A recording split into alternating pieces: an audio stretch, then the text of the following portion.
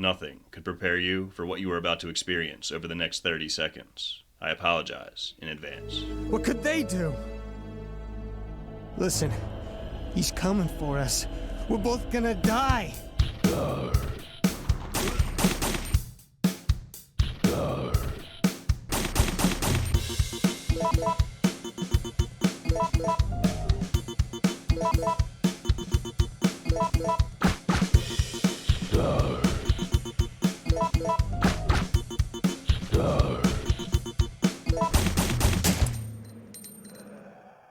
I warned you, but don't let that silly intro fool you, as I am very serious about today's topic. And that topic is Resident Evil 3. Not this piece of trash that I've drugged through the mud enough. No, we're here to talk about the original, and what makes this game so special. 1998 brought us the monumental title that is Resident Evil 2. Having to follow up that game was a difficult task in itself, but pair that with a rushed development for RE3 and you have one of the most gargantuan tasks in video game development history. A task that Capcom somehow conquered in legendary fashion. Resident Evil 3 did what every great sequel should. It didn't just retread the successful elements of its predecessor, it built upon those elements and continued to evolve the Resident Evil formula. Okay, maybe they did retread a little bit, but they get a pass because of that rushed development time. The two major things RE3 successfully built upon were the gameplay and the presentation, which can lead to a surprisingly emotional gameplay experience at times. For the gameplay, you have the addition of the quick turn and dodge, which I'm actually both indifferent on. The quick turn is nice to have, making the gameplay more snappy, but I did also enjoy the challenge of escaping zombies in RE2 without the quick turn. The dodge also is nice to have in concept, but I swear every time I pulled one off, it was a complete accident, with me just panic firing the weapon.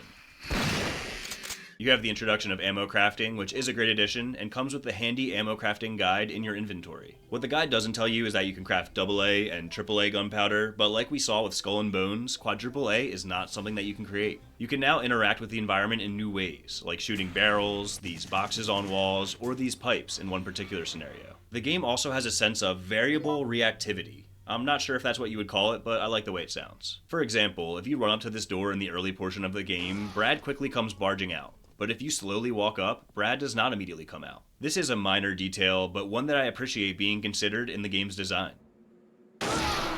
Another example is, if you don't shoot this particular barrel, Mikhail later uses it to fend off zombies. But if you do shoot the barrel, Mikhail has to fend off the zombies without the barrel. There's also variability that's not tied to your actions as far as I know, like there sometimes being different enemies when you enter a particular area for the first time. The enemy AI, as well as their aggressiveness, has been dialed up in this game. The zombies walk faster than they did in RE2, and Nemesis certainly moves quicker than Mr. X as a pursuer.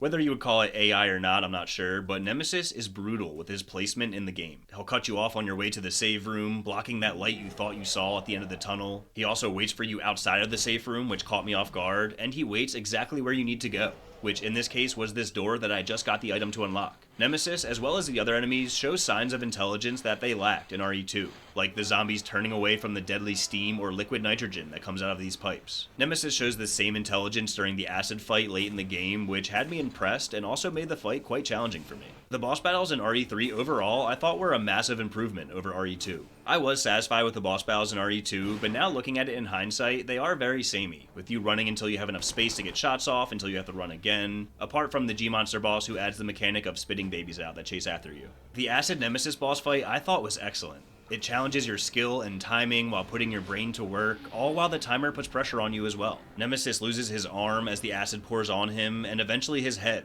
leaving him flailing blindly until you give him sound or bullets to work with. The early Nemesis encounters I was not cut out for. I tried several times but was getting demolished and felt like I was wasting my ammo, so I ended up opting out of those fights, apart from the fight in the restaurant since I had the help of Carlos. Having that option to fight Nemesis or not adds a nice sense of player freedom and added replayability for the game. I may be reading into this too much, but the Nemesis encounters are like a metaphor for life. If you run from your problems, they will continue to haunt you, but if you take them head on, oftentimes you will be rewarded. Nemesis will return even if you do take him down, so it's not permanent, but you should expect more problems to pop up in life as well.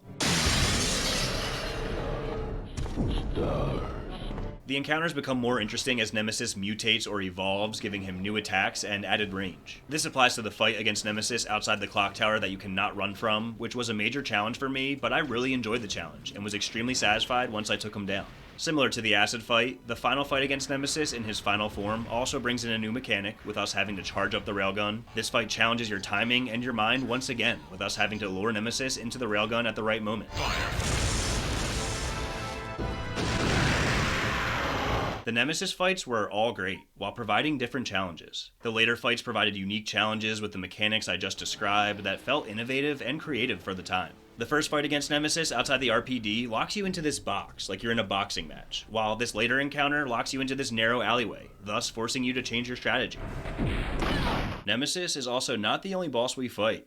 We gotta talk about the worms. I would like to declare myself a massive fan of the Gravediggers. The foreshadowing of the Gravediggers was great with the earth shaking, which I assumed was Nemesis blowing something up, but little did we know there was a gigantic worm underneath our feet. The first Gravedigger encounter isn't much of a boss fight, it's more of a sequence, but one that does present a new challenge. And then we fight the bigger batter worm in the graveyard, and man, seeing that thing emerge in that cutscene was awesome.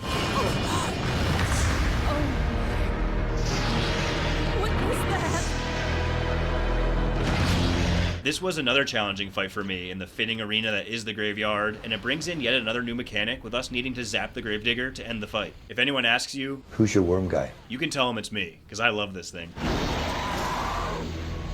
Another major improvement in RE3 is the puzzles. RE2 did not have nearly as much going for it in terms of puzzles. There are some puzzles in RE2, but it's more like the RPD is a puzzle itself. Navigating the RPD to find necessary items is the puzzle, not anything that you actually do with those items more often than not. That is magnificent in its own right, but RE3 delivers a wide variety of puzzles, ranging from good to great. I have heard many times about the dreaded water puzzle in this game. I try to come into these games as blind as possible, so I had no idea what this puzzle looked like, and it's funny how many puzzles involve water that I was like, was that the water puzzle everyone's been complaining about? Really? And then I thought, oh, maybe this is the water puzzle. It involves a water fountain, you have a limited number of moves you can make, so it's somewhat difficult, but I like this puzzle. And then later on I thought, oh, this has to be the water puzzle. There's all these handles you have to keep track of, so it's pretty difficult, but wait, we're making a vaccine. This can't be the water puzzle. And then I finally made it to the notorious water puzzle. It was intimidating at first, but I honestly did not find this puzzle overly difficult, and I really liked it. Just line up the 3 stacks and the 0 stacks, and the rest falls into place. I believe there is some RNG involved, so maybe I got lucky, but this was honestly my favorite puzzle in the game. Maybe that's my hot take of the video, but I cannot believe the stink people have made over the years about this puzzle. I also really enjoyed the music box puzzle where you have to flip the switch until the song sounds right. That was a pleasure to work through. The only puzzle that really gave me fits was this clock puzzle where you have to put the stones in the different trays. I mean, don't I have it solved right here with all the clocks at 12 o'clock? I don't get why it didn't work here, but then did work all of a sudden. Maybe someone can let me know what I'm missing.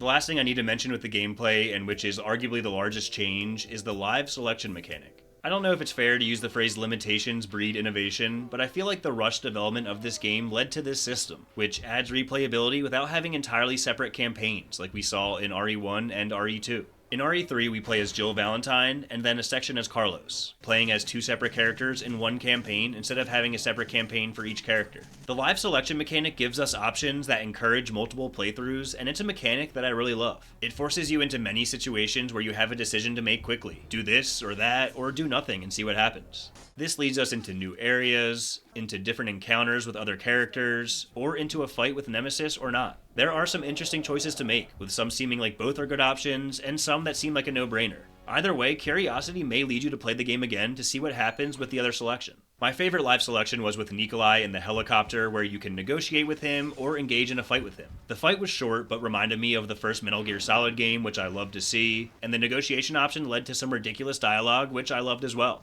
Although I'm sure I'll miss you, it's time to say goodbye.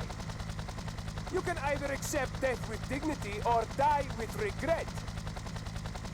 It's entirely up to you.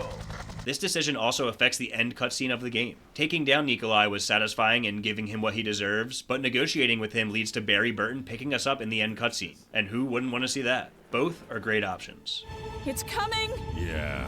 We have talked a lot about the gameplay of this game, which is the meat and potatoes of this video as well as the game itself, but we do also need to talk about the presentation. For starters, the appearance of the zombies is way more varied than it was in RE2. The zombies have all sorts of different outfits, which heightens the immersion while giving the zombies more character and maybe a backstory you can think of in your head.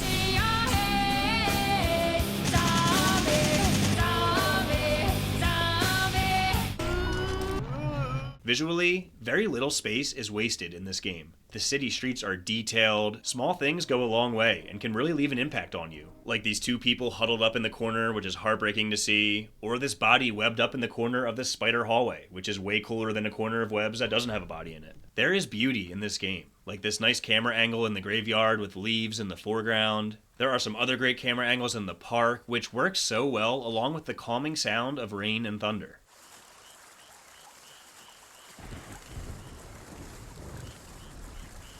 It felt magical being able to take a breath and soak up the beauty of this moment after experiencing nothing but horror for the last several hours. It makes you think that no matter how bad things may seem, there could always be something worth living for right around the corner.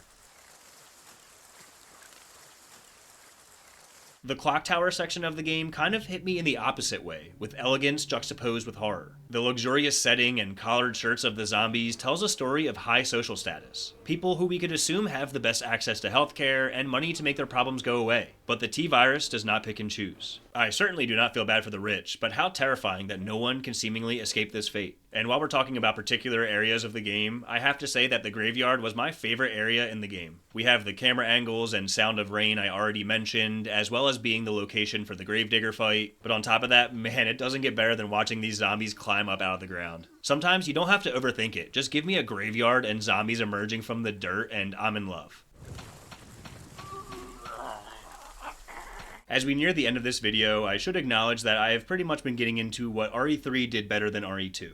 But I must say, there are things that I like more in RE2. The save room theme in RE3 is probably my favorite in the franchise, but I like the music more overall in RE2. I much prefer RE2's lickers over the Hunter Beta and Flea enemies, although a Hunter Beta taking your head clean off was pretty gnarly, and it's pretty sweet to see them get up on the camera like this. The experience of working your way through the RPD in RE2 is practically untouchable for me, and I also prefer the characters in RE2. But Jill is still a great character, and I liked her portrayal way more in this game than in the remake. I like that Jill actually feels human in the original game versus being the unflappable super cop in the remake. You can see this with the terror on her face when Nemesis kills Brad, but you can't mistake her humanity for weakness, as she is still a total boss, putting Carlos in his place with a nice slap to the face. That was hilarious, I did not see that coming. There's also something so sick about wearing a miniskirt as you pave your way through the apocalypse. I love it. Plain and simple, Resident Evil 3 is an incredible game and an incredible sequel. The game is great from start to finish, and I honestly felt like the game got better and better the further you got. The final third or so of the game was my favorite stretch of the game. From the park, to the graveyard, to the dead factory, the gravedigger boss battle, the last two Nemesis boss battles, and what they offered mechanically, the Nikolai live selection, the list goes on.